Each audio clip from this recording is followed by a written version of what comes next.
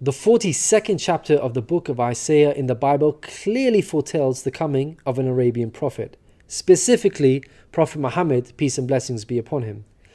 Isaiah describes itself as a prophecy about the future. God states that, "The former things have taken place, and new things I declare."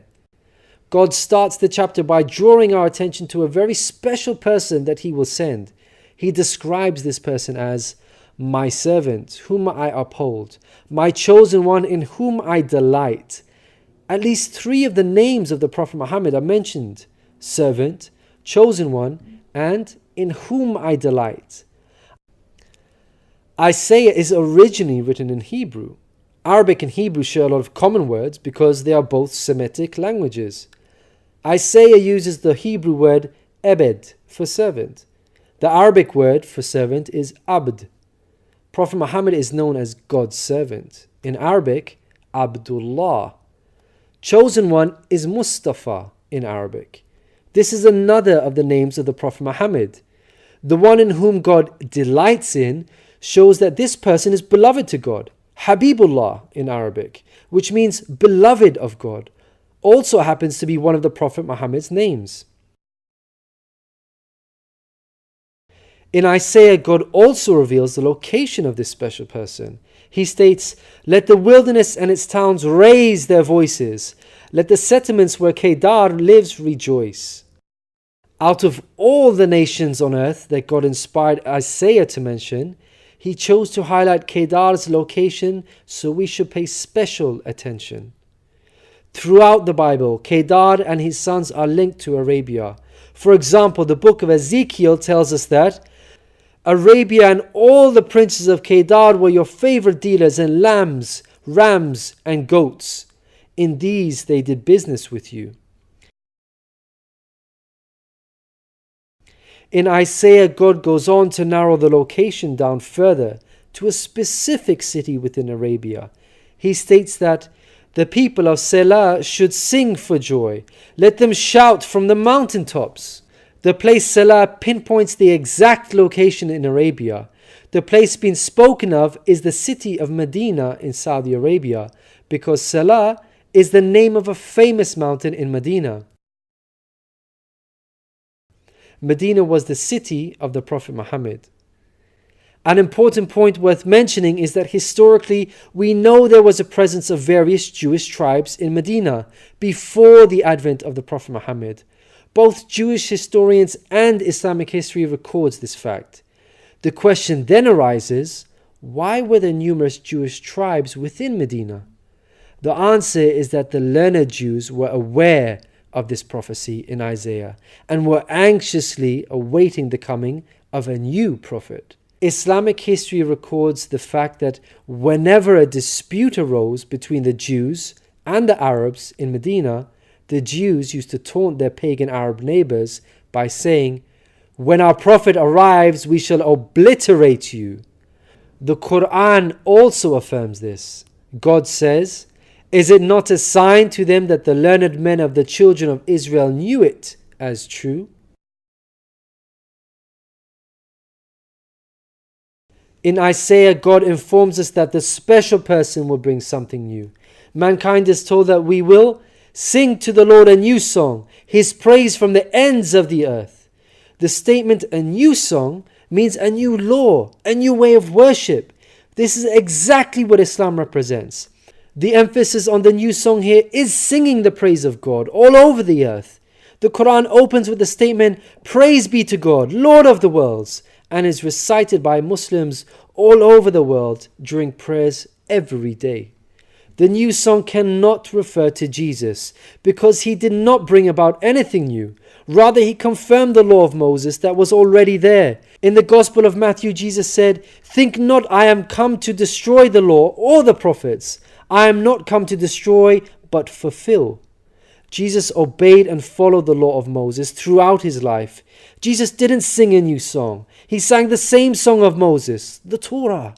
Moreover, the disciples of Jesus also followed the law of Moses, even after Jesus departed. In the book of Acts, we are told that the disciples looked to the Torah for guidance. For the law of Moses has been preached in every city from the earliest times. In Isaiah, God emphasizes the universal mission of the coming person by mentioning that he will be made a covenant for the people and a light for the Gentiles. Gentiles means non-Jews. The Quran confirms the Prophet Muhammad, peace be upon him, was sent to the whole of mankind, Jews and Gentiles alike. In the Quran, God tells us, "We have sent you, O Prophet, as a bearer of glad tidings and a warner for the whole of mankind, but most people have no knowledge." The verse in Isaiah cannot apply to Jesus, because in the Gospel of Matthew, Jesus said, "I was sent only to the lost sheep of Israel." In Isaiah, God further states that he will lead the blind by ways they have not known. Along unfamiliar paths I will guide them.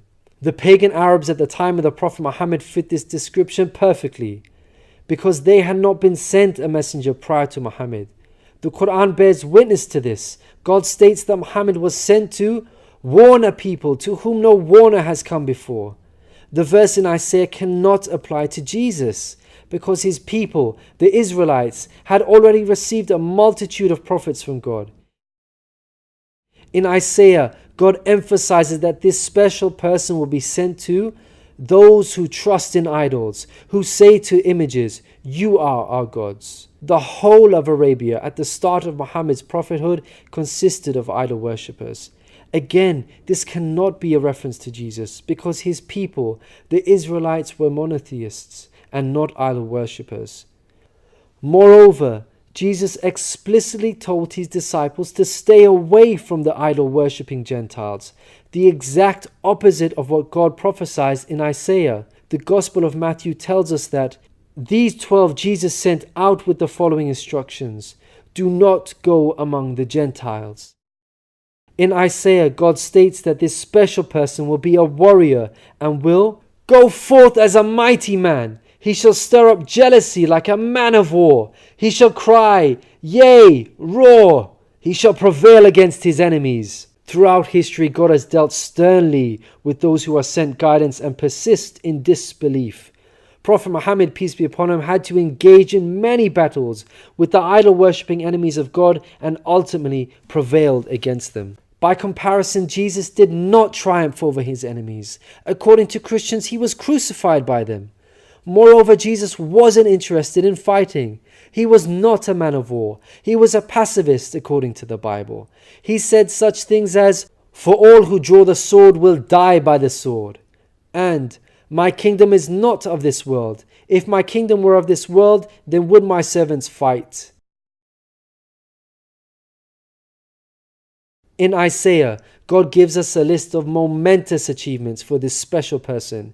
Chief of these is that the idol worshippers will be turned back in utter shame.